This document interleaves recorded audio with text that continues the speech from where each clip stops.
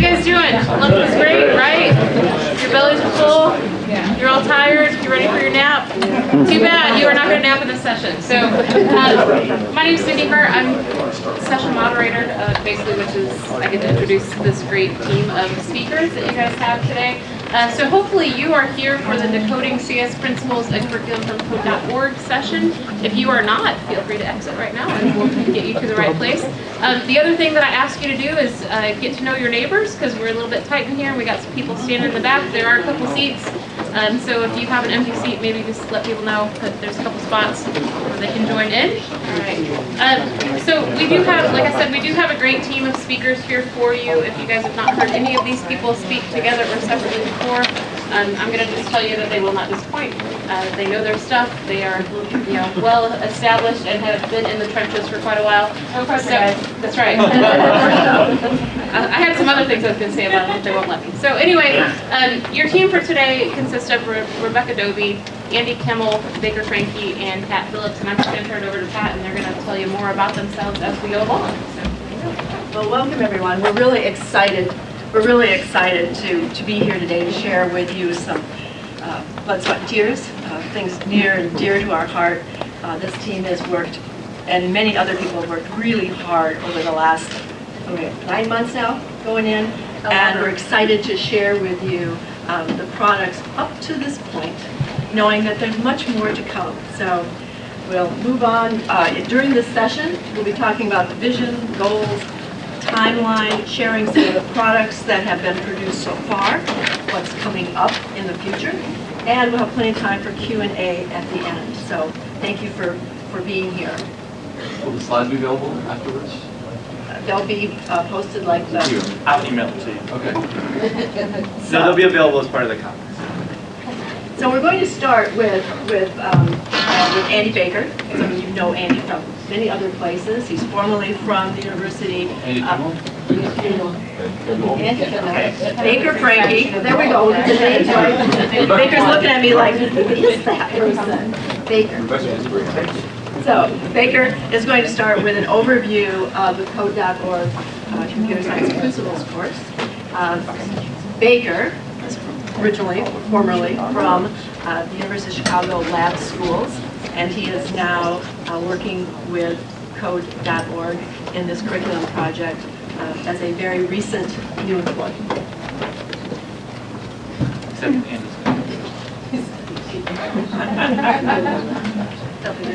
We'll get this straight yet? Okay.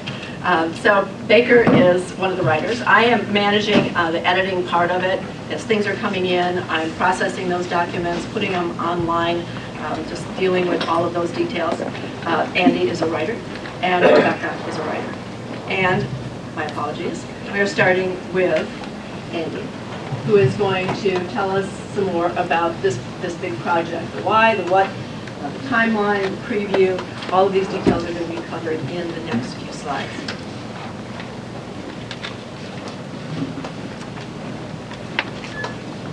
Good afternoon, folks. My name is Andy Kimmel. I teach at Madison West High School, Madison, Wisconsin. Just a short drive up the road. And it's really great to see you all here this afternoon.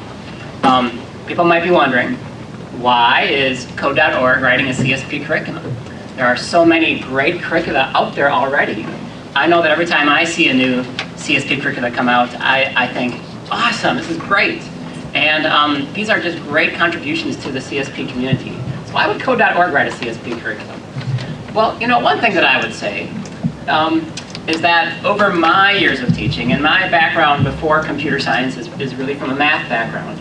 And so I thought to myself, it's a little bit like my process of writing curriculum as a math teacher.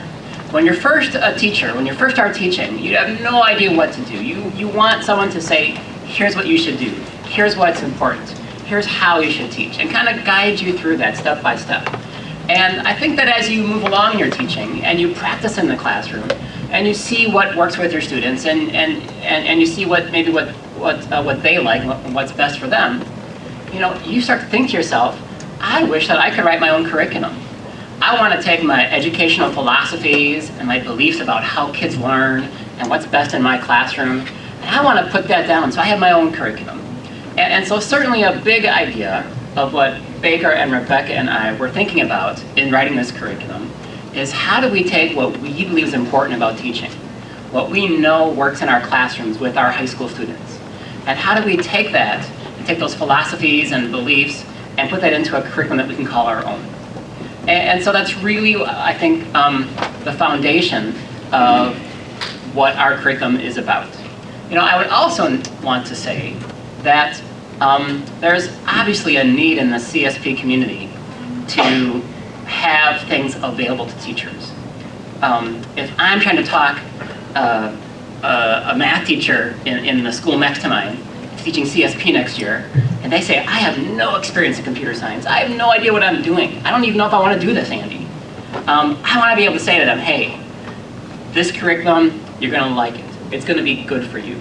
It's going to be good for your students. It's written with the high school teacher in mind. And it's written with philosophies that I and Rebecca and Baker have kind of boiled down over the years that work in our classroom. And so I feel like it's going to be a great curriculum to give to a brand new teacher with no computer science experience and give it to them and say, here's what you can do in your classroom and it's going to make sense to you every day.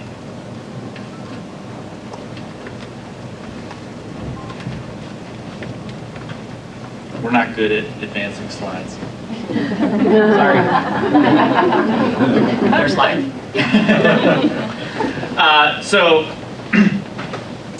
I'm going to try to explain to you what we're creating. My name is Baker. Frankie Baker is my first name. And actually, Baker is my mother's maiden name.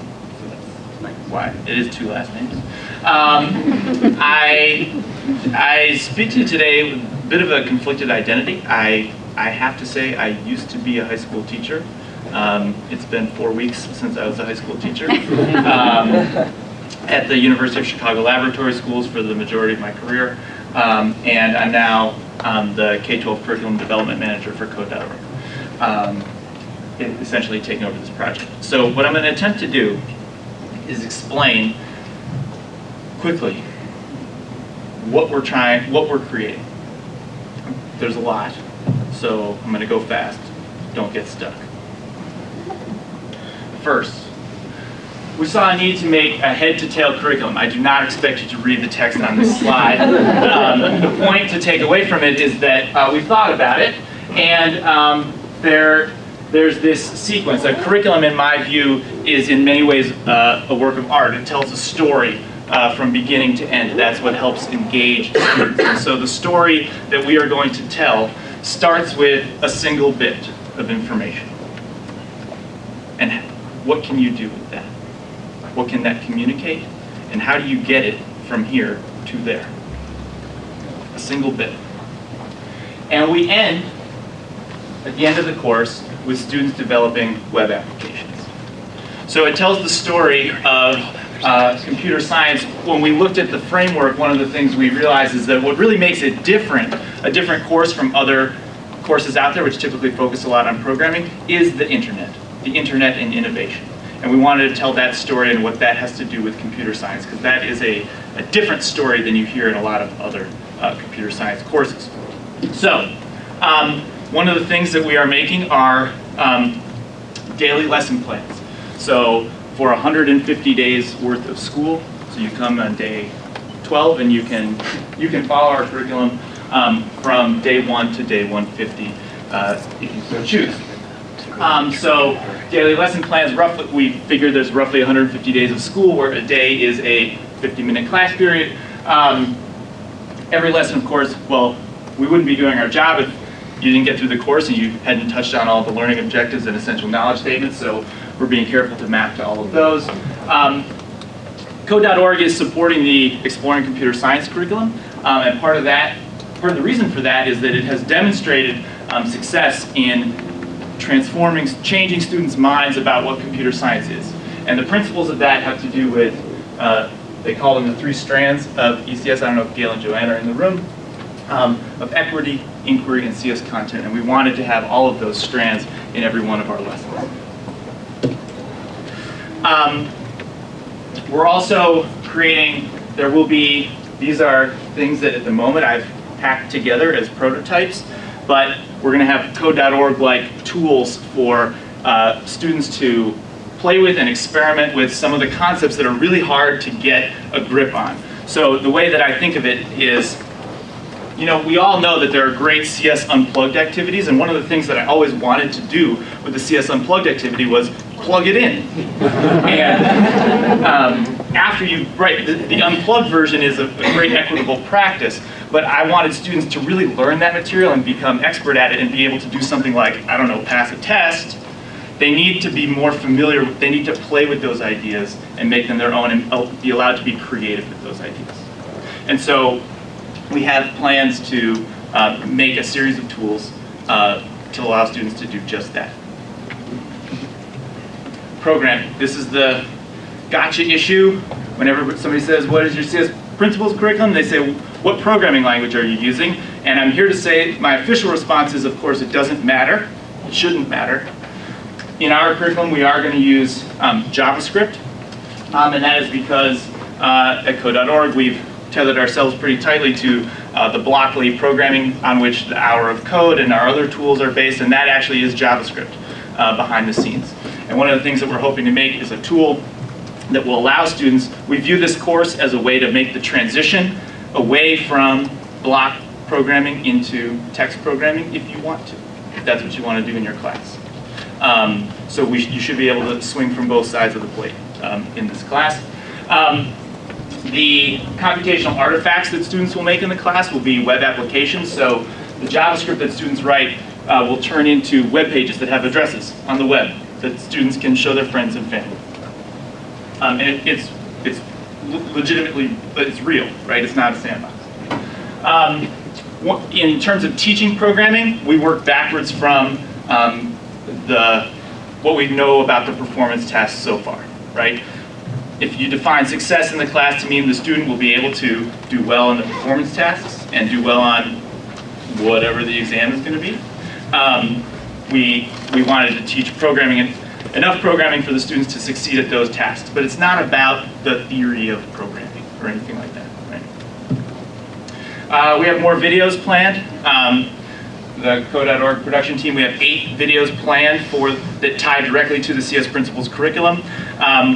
The videos try to explain concepts that are hard for students to experience in the room. They should all tell a story. These will be longer form videos, 10 minutes or so.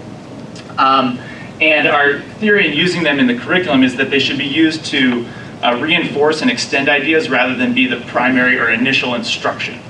The videos do not replace instruction, they bolster. So for example, after students in the class have constructed out of physical materials their own little internet and maybe a protocol for communicating back and forth, you might have a video of Vinton Cerf explaining how he did the same thing, explaining the history of it.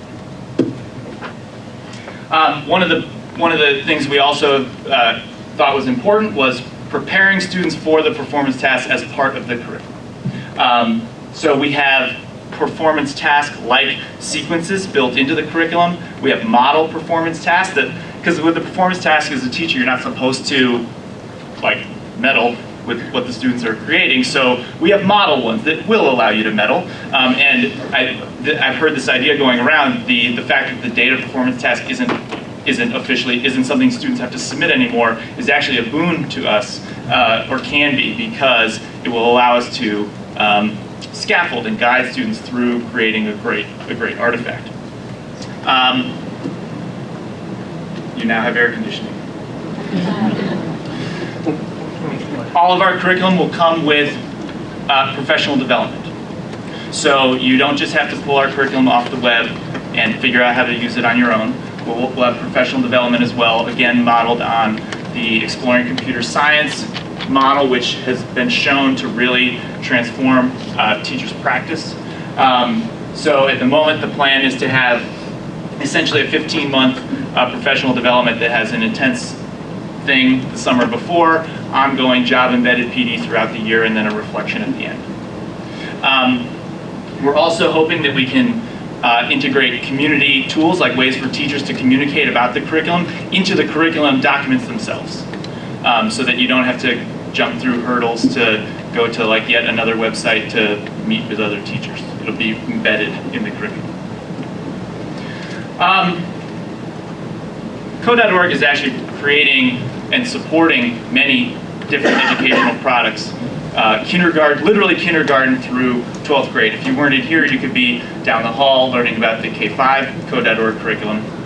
And all of those curriculum materials and the professional developments are going to be evaluated by this group at the University of Chicago that used to be called the Center for Elementary Math and Science Education. Maybe they still are, but they've branded themselves as Outlier Research. And what they do is for innovative type change, they specialize in understanding how effective is that innovation in wherever you're using it, and they can kind of measure the spread and how sustainable it will be, and we're very interested in that. So that type of evaluation will also happen for CS principals. Now, what we're hoping to do, that's what we're creating. I don't think I forgot anything. We're going to have each of the writers just talk about one lesson that's part of the curriculum to give you a sense of what it might feel like and essentially what's important to us. So, Rebecca. Remembering to actually advance slide. Yeah. Oh, sorry. That's all right, I remember. So I'm Rebecca Dovey, and I'm in the same boat as Baker. I have 17 years. I've been a classroom computer science teacher, and so 3 weeks ago I left, and I'm still referring to myself in present tense, which isn't true. So I'm now with Code Virginia, a nonprofit, doing code.org kind of stuff in the state of Virginia. So one of the things coming to CS Principals, it's a little bit different. We have a very long tradition of computer science at the high school level. You know, a lot of us have done APCSA, IB, and things like that. And so when you look at the CS Principals curriculum, there are some pieces there that we as a community aren't always used to doing. So, as an example, I'm sure you know these off the top of your heads, but these are two of the learning objectives. So, for instance, a logic gate is a hardware abstraction, and it's modeled by a Boolean function. You all already do that, right? Yeah. I did it daily. And then again, this idea that hardware is built using multiple levels of abstraction. So honestly, for me, as somebody who's done this for 17 years and was an expert, I hit this, it was kind of like, oh, fun, that's great. So we've tried to build some things into the curriculum specifically addressing these types of issues. This is not a traditional thing that we have a lot of materials and lesson plans around. So how many of you have ever done squishy circuits? Anybody heard of those? Okay, so for those of you who haven't seen this, Play-Doh, and I probably shouldn't ask this, but if you ever tasted Play-Doh as a child, it's a little salty. And so Play-Doh conducts electricity, right? So squishy circuits are using that fact and just a really simple battery pack and an LED battery, and you let the kids construct a simple electrical circuit. So it's a very hands-on way, rather than talking about the abstract, there's a logic gate trying to describe it, they actually build one in class. So here are some very bad pictures of my students' logic gates. So the top one there with the wood background, that's just a very simple circuit. And you kind of show them how the electricity goes back and forth, you let them play with it. And I lied, that top one is not a simple one. You'll notice it has 2 battery packs. So it means it has 2 inputs. This is one of my students from this year, that's their OR gate. So we then allow them, after we do that, I basically open it up and say, okay, construct an OR gate, construct an AND gate. And I don't give a lot of detail about how they do that. I just hand them a bucket of materials and say go and walk around and ask questions as they're experimenting. Some of them get it, some of them may not, but then their final product is taking a picture and turning it in. And then we ask them to reflect about that. So the purpose of this is twofold. First, of course, we have to cover logic gates because it's in the curriculum. The second piece of that, though, is I really want my students connecting that programming is not arbitrarily hard, right? We really have a culture in computer science, and traditionally we've sort of had this mentality of you're either in the club or you're not in the club. And so there's all this kind of material that's under the radar that we don't ever expressly say. So if statements and Booleans are structured the way they are because the circuitry underneath works this way. So again, we're covering the learning objective, they're covering the logic gate, they're learning all that stuff. But along with that, they're also getting an understanding of when I do Boolean statements, somebody didn't just make this hard to trick me out of being able to do this, which I think sometimes it kind of feels like somebody just made this hard on purpose because they don't like me, How many of your kids say the computer hates me? My kids say that almost every day, right? And for me, what I found is my students start to connect. It's not just that it's hard, it's because the hardware we're based off is limiting. And that limits the choices of what a computer can and cannot do. So from here, we then ask them to go into some journaling and communicating about that. And hopefully that informs, I think, some of their resilience as they get into some of the harder programming topics that we're covering. So that's that. Back to Baker. So I'm going to talk about a lesson, but first I have a gratuitous slide. This is my son. He's 3.5 months old. I'm trying to get him to be officially trademarked as the code baby.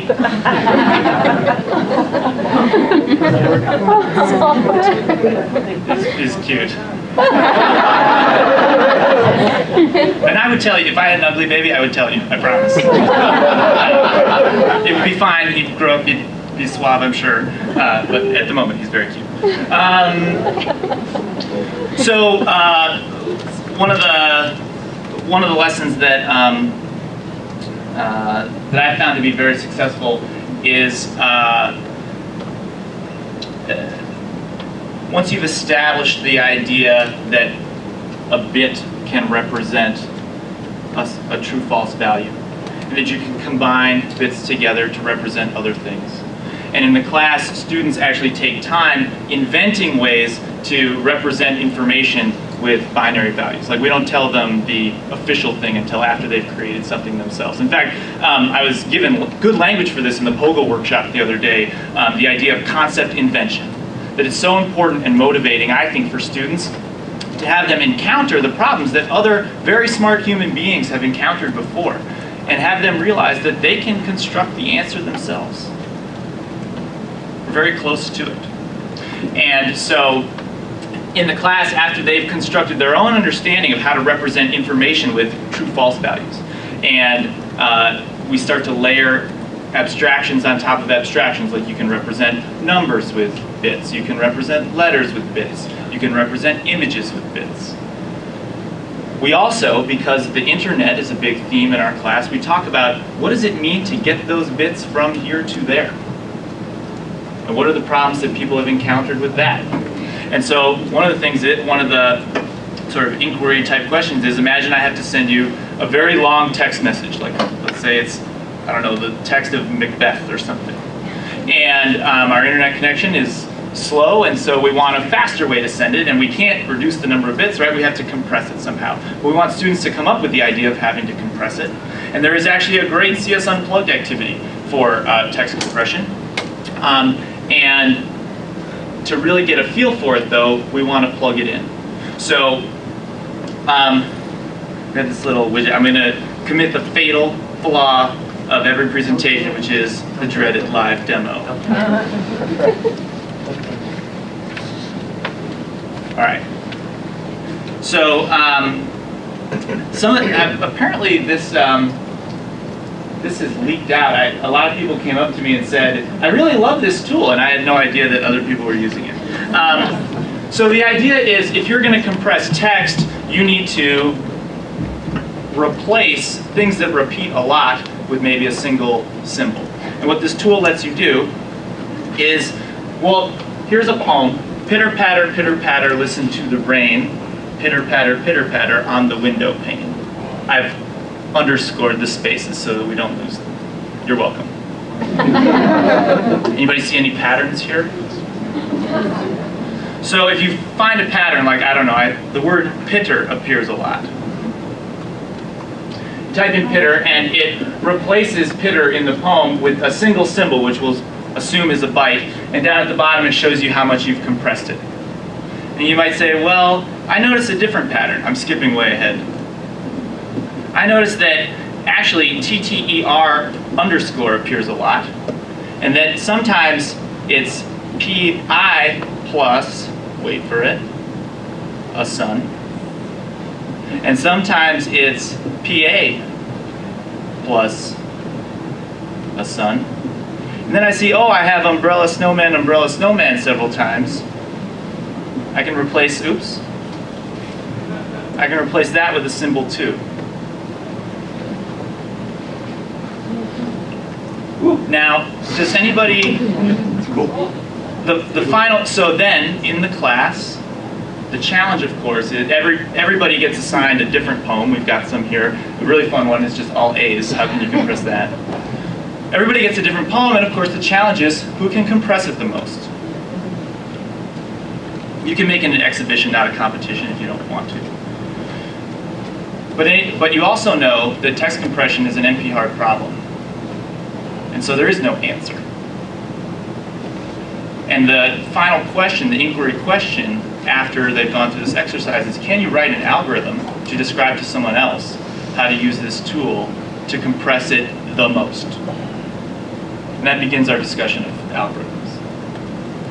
So I demoed this, I practiced this lesson on a couple of teachers in New Jersey last week, and I asked them to write down which big ideas it covered and which learning objectives, and they actually ended up writing all of them. And which was great. It's totally, I was just trying to plug in text compression, but I feel like you land on lessons like this every once in a while, and so I like it because it seems to tie the whole universe together. We've got multiple levels of abstraction. We've got problems being solved in the internet. We've got the introduction to algorithms, things like that. So anyway, that's a lesson that I really like, that I've done before. And I'll hand it over to, shh, don't look at this.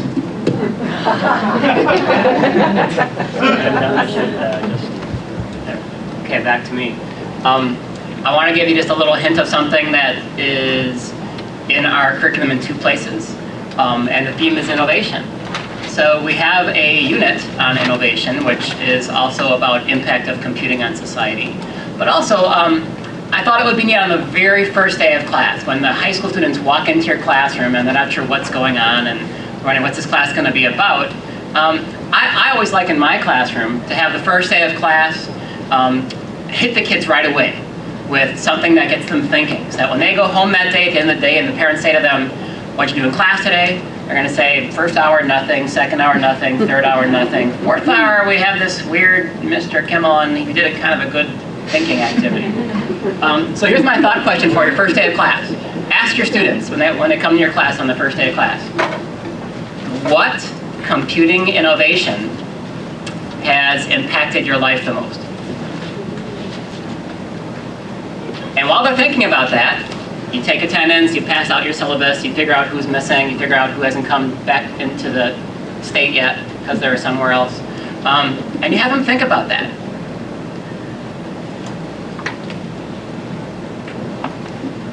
Maybe they'll talk about that a little bit with you.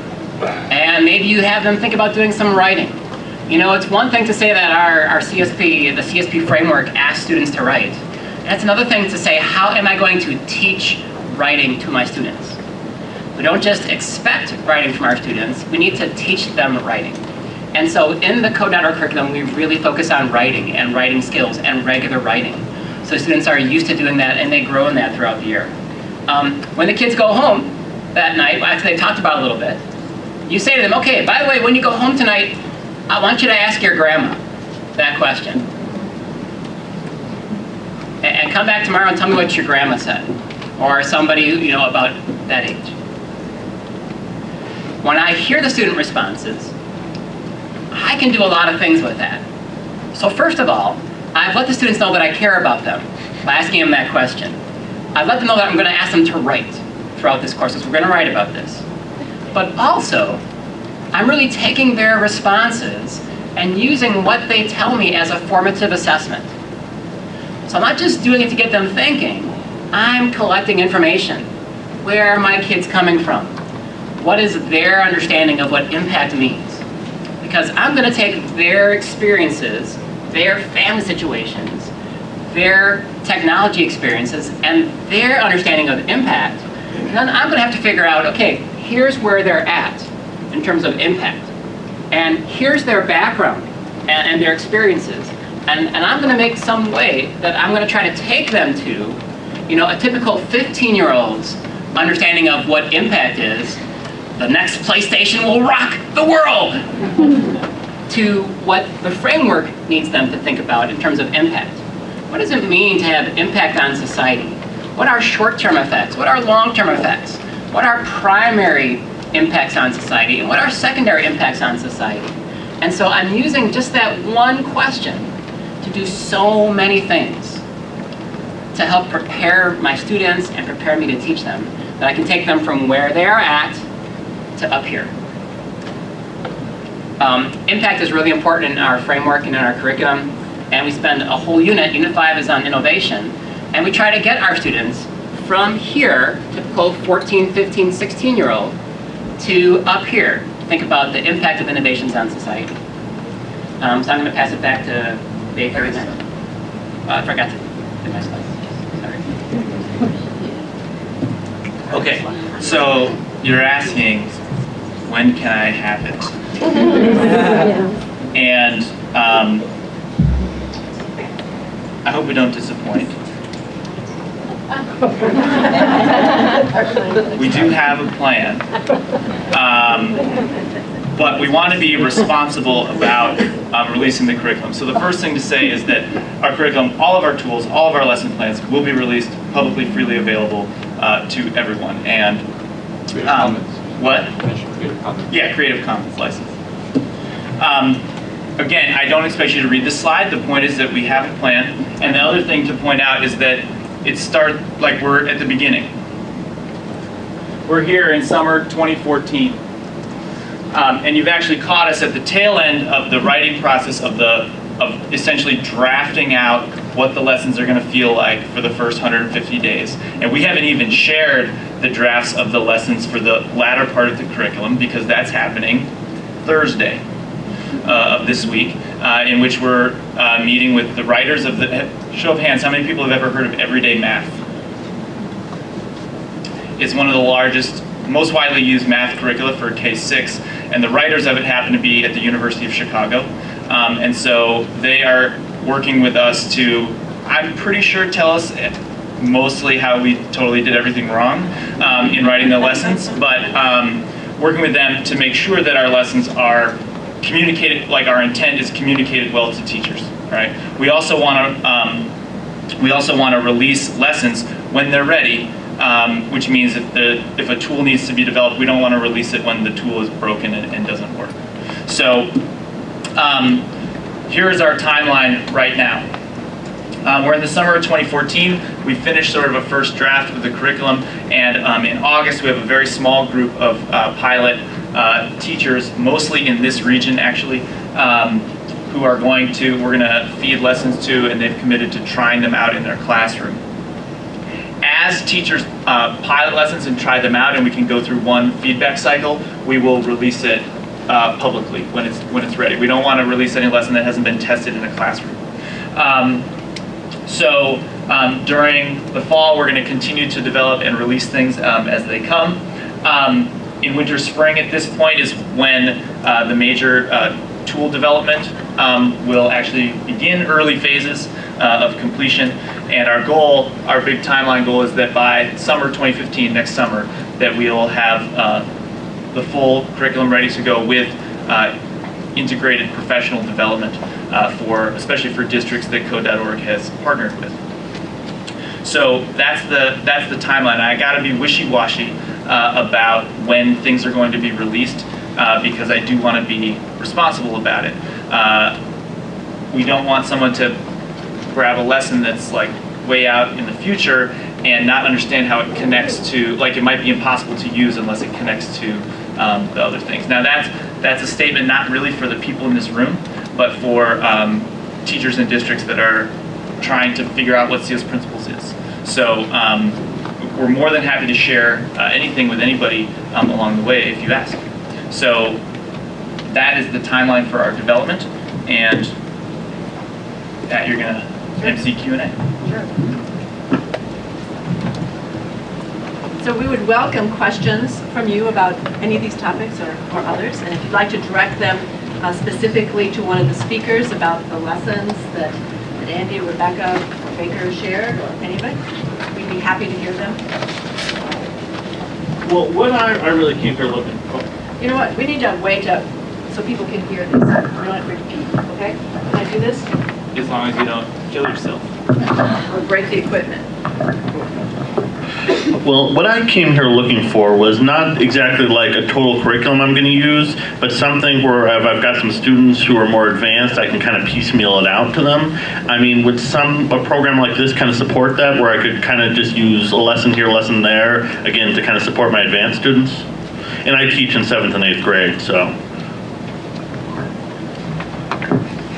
Well, I do think, I think like any curriculum that's available online, like the Exploring Computer Sciences, you're certainly welcome because it is available under Creative Commons, so you're certainly welcome to pick and pull. It is an AP class, I think that would be the one caveat. So it might not be off the shelf ready for an 8th grader, especially just as far as the linguistics. You might need to kind of pre-chew it a little bit before you hand it to kids. But I think a lot of the hands-on and inquiry-based activities we're doing certainly can be scaled to a lot of different age groups. And I would add to that, when Baker showed you some of those widgets that we're making, I think that those are going to be publicly available to anybody. And those might be things that you might want to show to your students. Yeah, or I was even thinking, the question you asked, there's no reason I can't ask an 8th grader what, computing innovation. I might have to phrase it slightly differently, but Exactly. no reason I couldn't ask an 8th grader. Yeah. I think that another thing is, it's probably a good idea, so and it seems doable, is that we will, when the curriculum is published, as it's published, we'll also have it indexed by learning objective, so that if you're having difficulty or issues getting at a particular learning objective which is eluding you, you can find our lesson that covers it or touches it. Let me now turn it over to Brooke, our professional development director. Hi, I also work at code.org, and something that I think is important for anyone who wants to piecemeal things, and this is not just our curriculum, this is like I think an across-the-board thing, is prior knowledge is not just about I know X content, but it's I've seen this content in this context. And that's important because our lessons assume that you did the other lessons, and if you taught something in a totally different context, your student, it's not that your student might not be able to engage with the material, it's that the engagement will just be different. And this is not to say you shouldn't piecemeal things or you shouldn't use things. It's to be mindful of the fact that it's not just, well, my kid knows how to program so they can do this thing. We're assuming that you have the context that we're trying to set. And one of the things we're working to do is in all of the lessons really articulate what we expect a student to have done already and what we expect a student to know. And part of why that's important is as teachers, you want to have the autonomy and the control to change a lesson or do a different lesson if you so choose. And it's important that you know what we were trying to get at with the lesson in the first place. If you don't know that, then you could make all the changes in the world and it could ruin what was supposed to be there in the lesson. So we want just you to use things responsibly, I guess. And you get a code.org sticker for asking a question.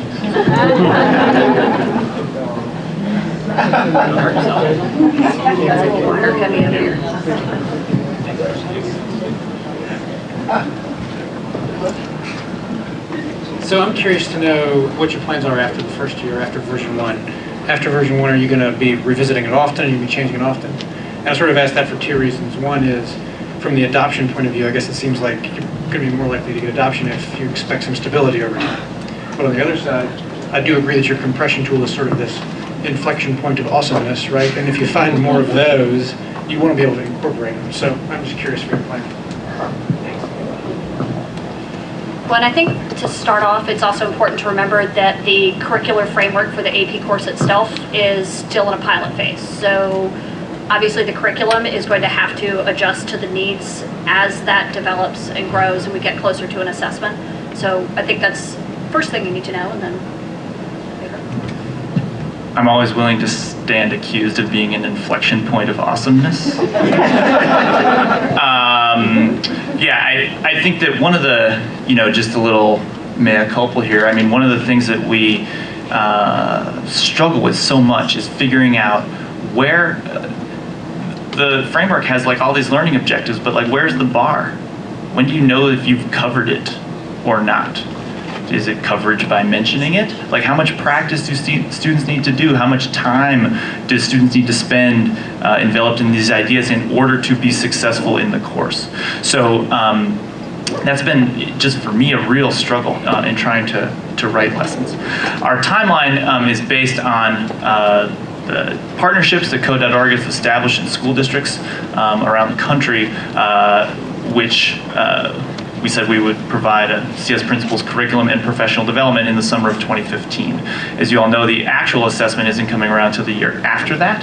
So during that first year with the partner districts and partner schools that we've got, we're going to continue to have a feedback loop with those teachers to figure out what works, what doesn't, and hopefully find other inflection points of awesomeness. But you know, the people at UChicago, at Outlier, who study innovation and how long it takes to have a change, an innovative change stick, you know, we're thinking on a 1 or 2 year timeline. They laugh at us and say, try 20 years, right? This takes time. We're at the very beginning of completely changing computer science education. We, the people in this room, in this country, and we're all playing a role.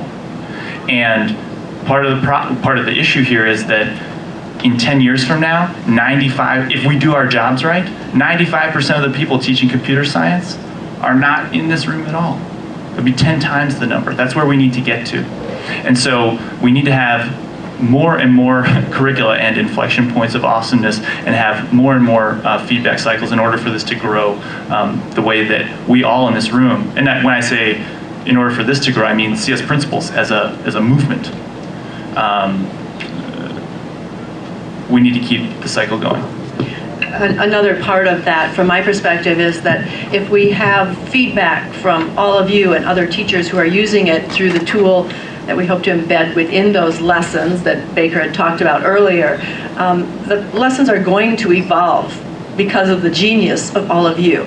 So what it looks like first rendition, after we hear from you and you and you, and it will grow and evolve in and of itself because of the community. Another question. I'm wondering if in your current design, if in each daily lesson it progresses through depth. So this is the general understanding, push a little further, push a little further, push a little further, or will day 4 be pushing a little further on day 1, or will day 10? And so, for example, if you have a class that may not be reaching certain goals, will there be days to skip? Or would there be, or maybe days to sort of put off? Or would there be, maybe you don't get as far into that particular lesson for that day? I think we're built around more of an idea of, can you hear me? Probably not. I would say that I think we've intentionally built in certain threads throughout the curriculum.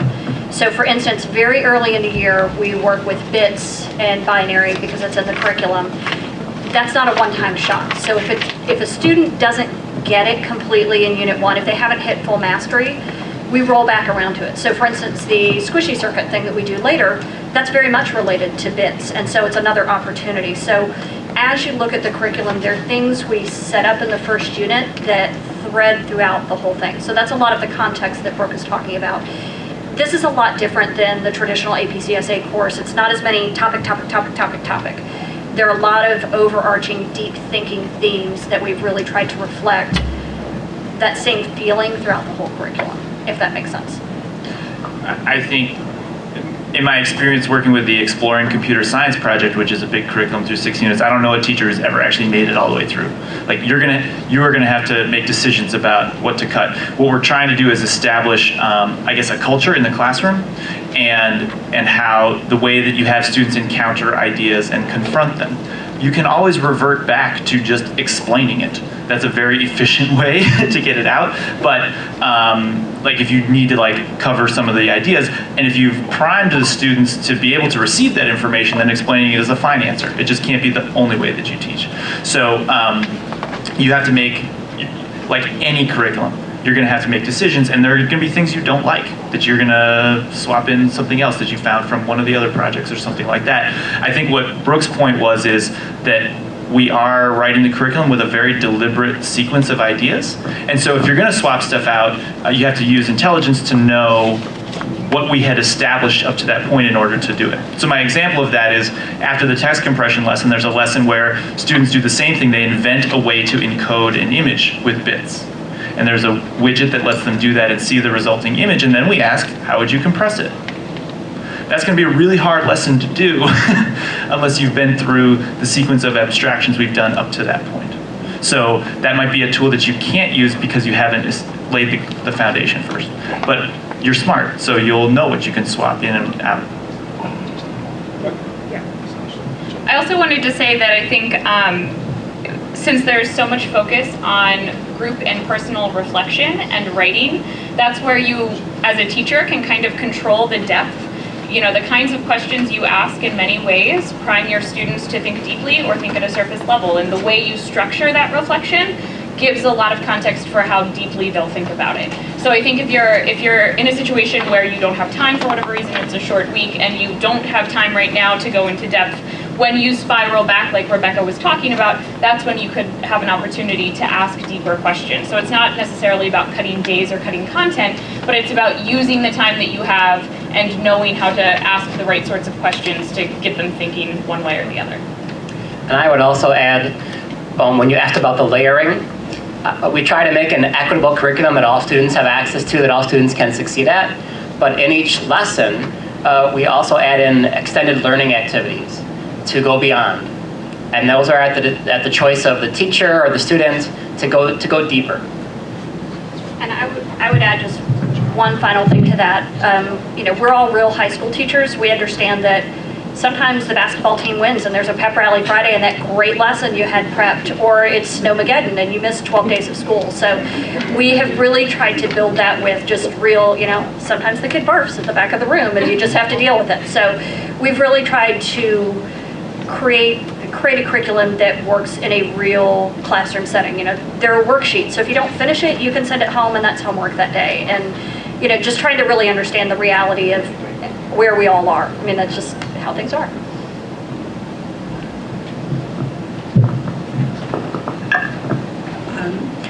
I just wondered if you're going to incorporate assessments of any type in there, and if so, what kind? Yes. One of the things that, if you've been involved in CS principles for a long time, every time somebody wants a curriculum, they also want assessments to go with it. And I snapped my fingers because there was supposed to be a slide about that too. When we say curriculum, we mean capital C curriculum. We mean support for teachers, including professional development, daily lesson plans, tools that work out of the box, and assessments that you can use.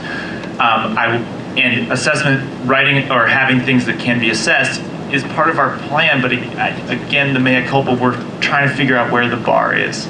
The forcing function on this is we have teachers who are going to be piloting these things in class and they will need to grade their students. And so we're going to come up with something for them to use as well, and that will also be published. So the answer is yes, but we don't have it yet.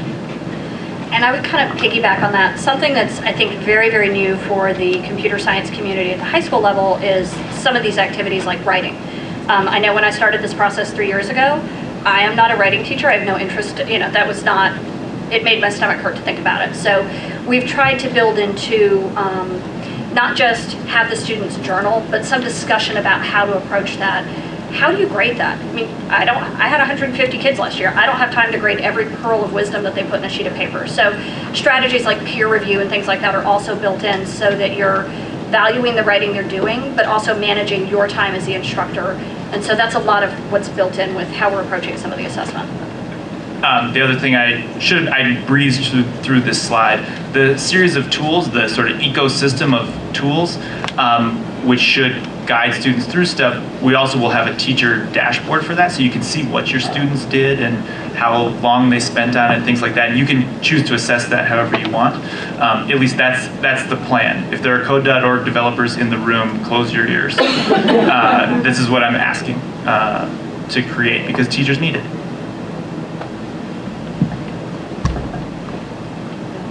Any other questions?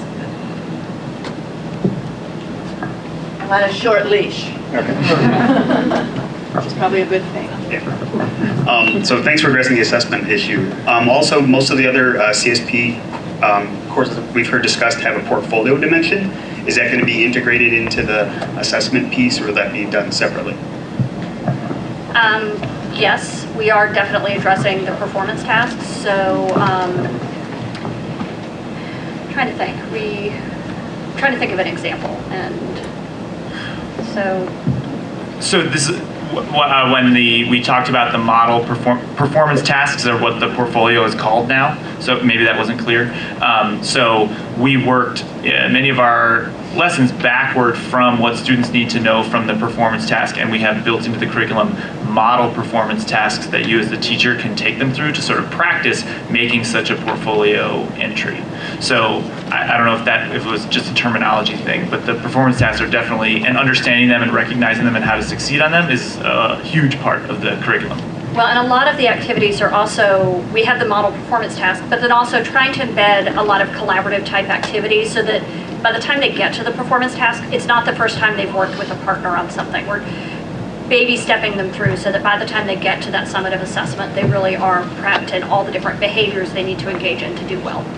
Yeah, this thing about model performance tasks is important. Ignore code.org for a minute and just think about CS principles. And I don't know if Lynn is in the room right now. So Lynn, if you are in the room. Before I worked for Code.org, I was the pilot outreach coordinator for the College Board project that's making CS principles happen.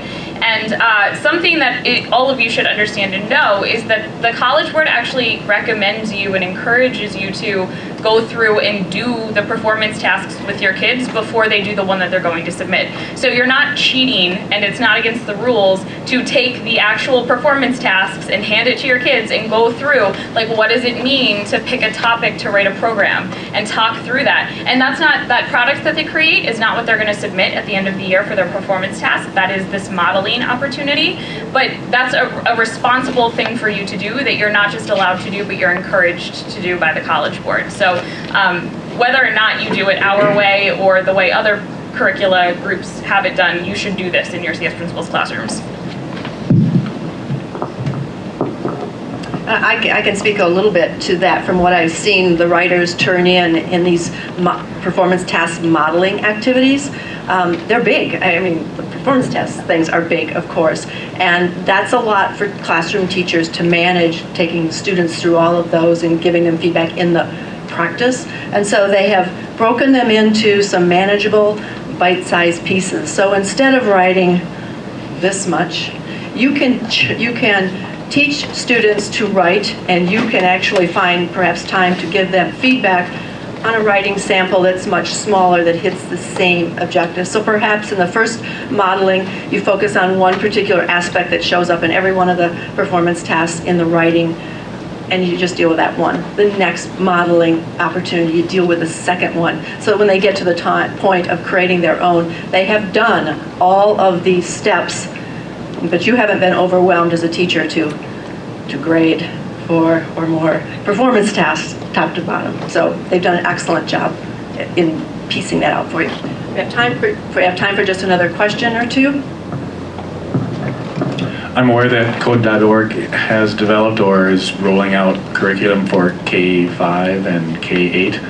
Is what you're doing going to be well connected, and so that we potentially have a K-12 connected curriculum? That is the goal. The missing link in there is, yes, that's the goal. There's a lot of moving parts. Yeah.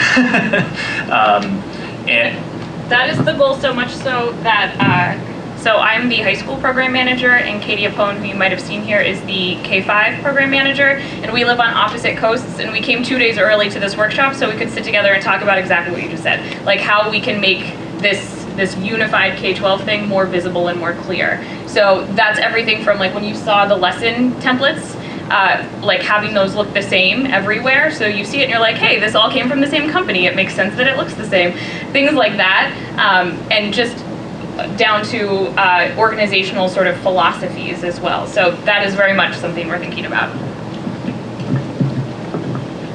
I think we have time for one more. Anybody?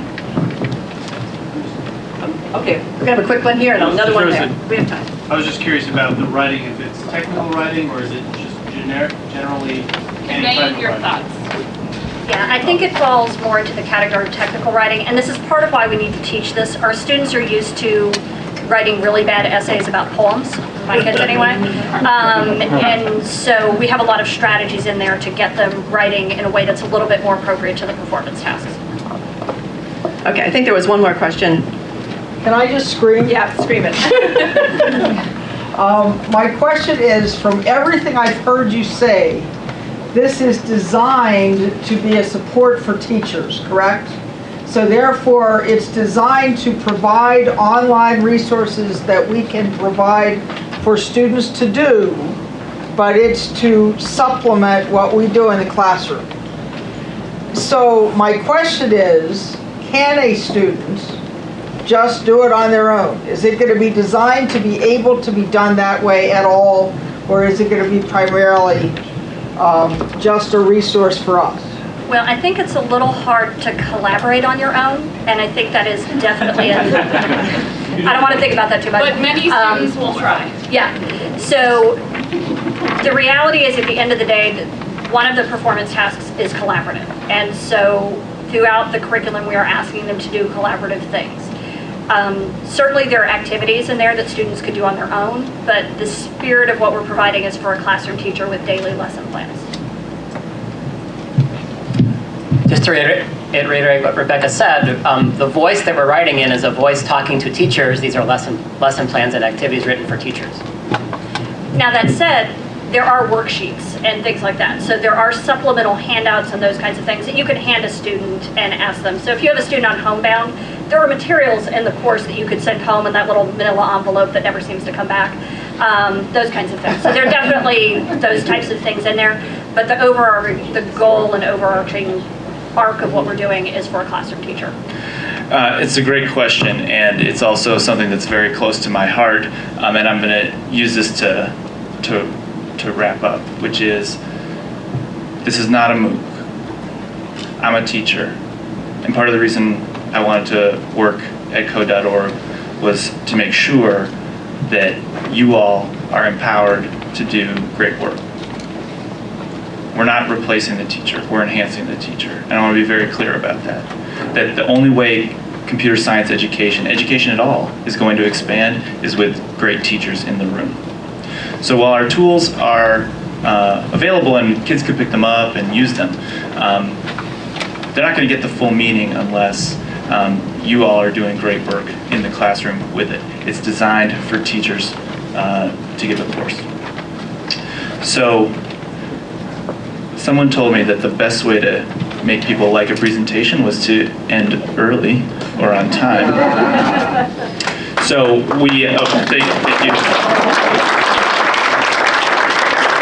So if there are other lingering questions, we too shall linger. And even if you didn't ask a question, I have more stickers. I can give you one. Thank you.